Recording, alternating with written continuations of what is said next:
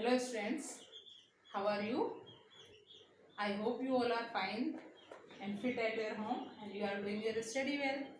Students, in last video what we have studied? We have studied about the acid and base. Okay.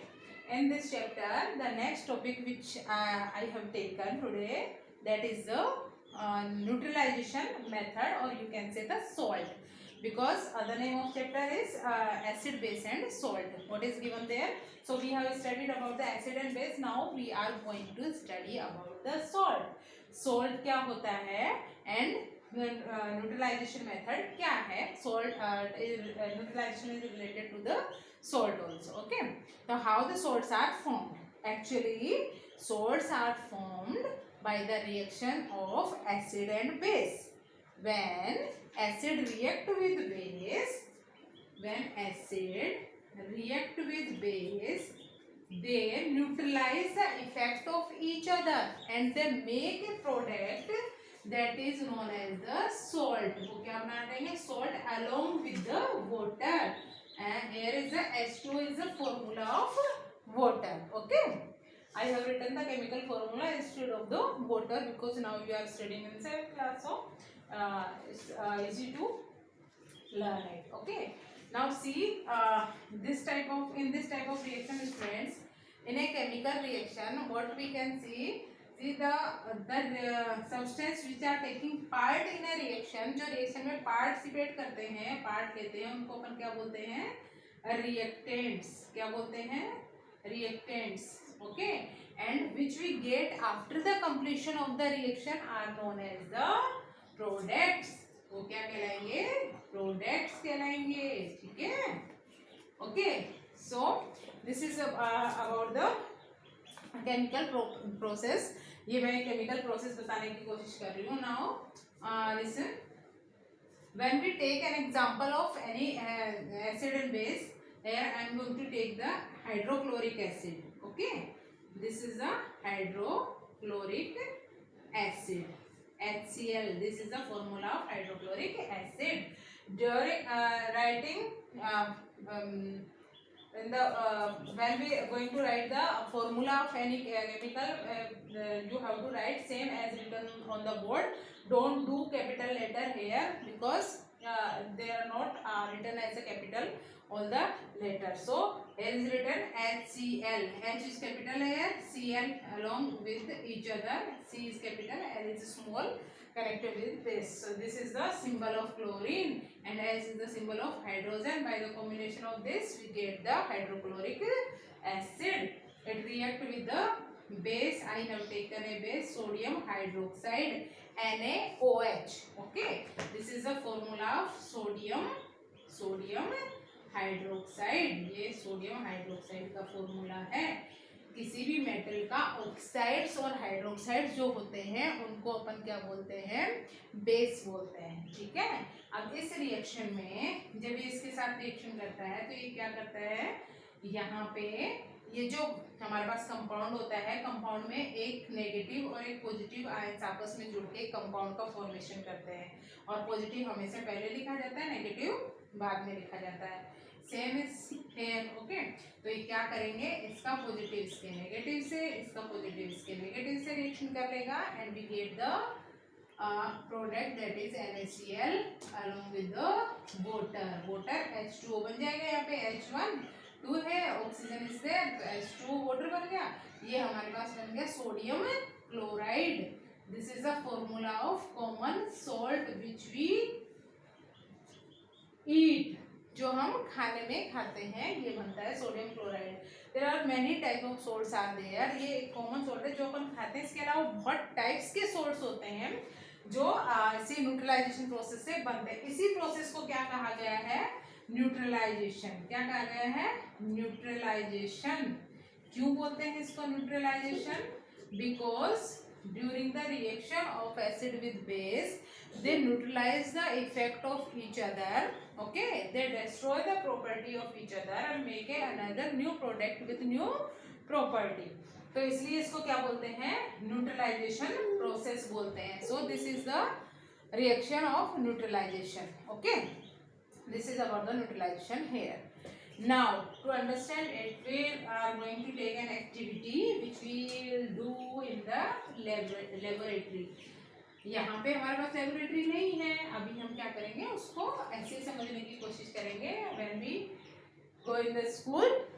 Okay, again we will meet in the school, then we do this practical in laboratory. इसमें क्या करना है अपने को, ये test tube होती है हमारे लैब के अंदर, ग्लास टेस्ट ट्यूब अपन क्या करते हैं ले लेते हैं, ठीक है।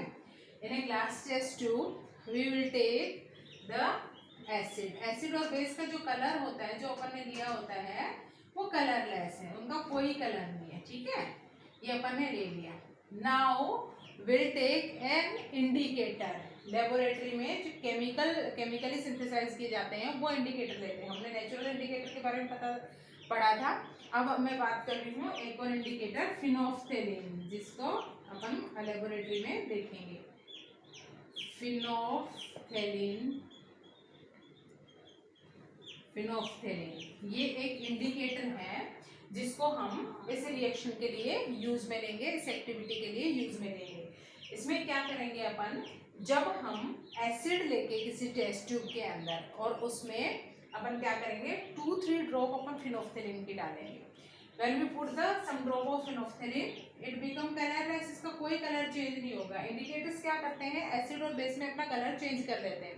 अब वो एसिड में कैसा कलर देते हैं, बेस में कैसा कलर देते हैं, वो इन पे डिपेंड करता है, ठीक है। अब अपन ने इसको एसिड में डाला फिनोफ्थेलिन को, there is no change in colour, that means it will colourless in the acid, मतलब एसिड कलरलेस रहेगा फिनोफ्थेलिन डालने पे भी, ठीक है। अब हम क्या करते हैं, इसमें हम ड्रॉप वाइज ड्रॉप करके क्या डाल रहे हैं, बेस डालेंगे, ठीक है। When we put the base inside it, then the drop goes down into the acid. Acidic solution में जैसे ड्रॉप गिरती है, we see the visible color that is pink. हम ड्रॉप डालते हैं, उसमें कलर दिखेगा अपने को, और वो कलर कैसा दिखेगा, पिंक दिखेगा। When we stir the solution, the pink color will disappear.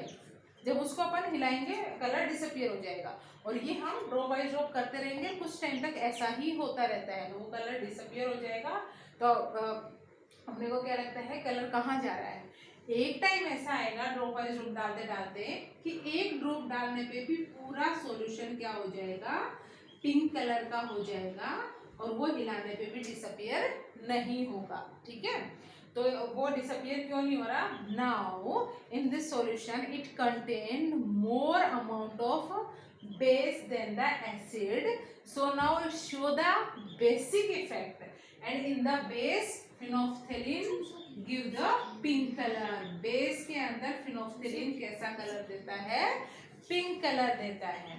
तो इससे हम न्यूट्रलाइजेशन प्रोसेस करके देख सकते हैं। जब एसिड और बेस को आपस में मिलाया तो वो एक स्टेज पे जब तक कलर चेंज नहीं हो रहा, उसकी किसी स्टेज पे वो एसिडिक भी हो सकता था और न्यूट्रल भी हो सकता था, लेकिन अगर उसका कलर पिंक हो रहा है, now the solution or you can say the salt which we get after this reaction, the property of that will be basic. इसमें क्या होगा, लिटिल बिट वो बेसिक हो सकता है नेचर का, क्योंकि बेस में ही फिनोफ्थेलिन का कलर कैसा होगा, पिंक होगा। तो हम ये कह सकते हैं कि जो सॉल्ट फॉर्मेशन होती है एसिड और बेस की रिएक्शन में, उसमें क्या होता है, ये जरूरी नहीं है कि जो हमें सॉल्ट मिला है वो न्यूट्रली हो नेचर का, उसमें एसिडिक या बेसिक इफेक्ट भी हो सकता है। सो दे में बी एसिडिक, बेसिक और न्यूट्रल तीनों हो सकते हैं। It depend on the strength of acid और बेस, ये एसिड और बेस की स्ट्रेंथ पे डिपेंड करता है। अगर स्ट्रॉन्ग एसिड लिया है और वीक बेस है तो सॉल्ट बनेगा वो एसिडिक होगा। अगर स्ट्रॉन्ग बेस और एसिड वीक लिया है तो जो सॉल्यूशन जो अपने पास सॉल्ट ऑब्टेन होगा वो कैसा होगा, हमारे पास बेसिक नेचर। जो स्ट्रॉन्ग है, जिसका इफेक्ट ज़्यादा है, हमें उसी टाइप का सॉल्ट ऑब्टेन होता है। Got it? So this is about the neutralization reaction और सॉल्ट फॉर्मेशन। इस तरह से क्या बन जाते हैं, सॉल्ट बन जाते हैं। एक और एग्जांपल अपन ले सकते हैं इसको समझने के लिए। अगर हम हाइड्रोक्लोरिक एसिड की रिएक्शन क्विकलाइम से करा दें तो क्या बनेगा, ये देख लेते हैं। Hydrochloric acid means HCl react with quicklime. Quicklime का फॉर्मूला क्या होता है, कैल्शियम हाइड्रोक्साइड को अपन क्या बोलते हैं, sorry slit lime. Quick lime का क्या होता है, कैल्शियम का ऑक्साइड होता है। हम किसकी बात कर रहे हैं? कैल्शियम के हाइड्रोक्साइड की। जब इससे रिएक्शन कराते हैं तो हमारे पास जो सॉल्ट बनता है वो बनता है कैल्शियम का chloride along with the water. Water साथ में बनेगा हर रिएक्शन में। और ये जो बना है ये हमारे पास क्या है? Calcium chloride, calcium chloride salt है, ठीक है। और इसको अपन क्या बोलते हैं? इसको अपन स्लीक्ड लाइम, स्लीक्ड लाइम, और अपन इसको क्या बोल सकते हैं? इसको दूसरा नाम क्या दे सकते हैं? Lime water. इसको लाइम वाटर या स्लीक्ड लाइम भी बोलते हैं, ठीक है। Now we are going to study about the effect of neutralisation in our everyday life. हमारे डेली लाइफ में न्यूट्रलाइजेशन का क्या इफेक्ट हमें देखने को मिलता है। तो स्टूडेंट्स हम देखते हैं इंडाइजेशन। इंडाइजेशन क्या होता है? We all know that in our stomach hydrochloric acid is released which is used to kill the germs which we have taken through the food material and is used to digestion of food। अपन कह सकते हैं कि digestion में काम आता है या germs वगैरह को किल करने में काम आता है। ये अपन ने सेकंड चैप्टर में भी देख लिया था, ठीक है।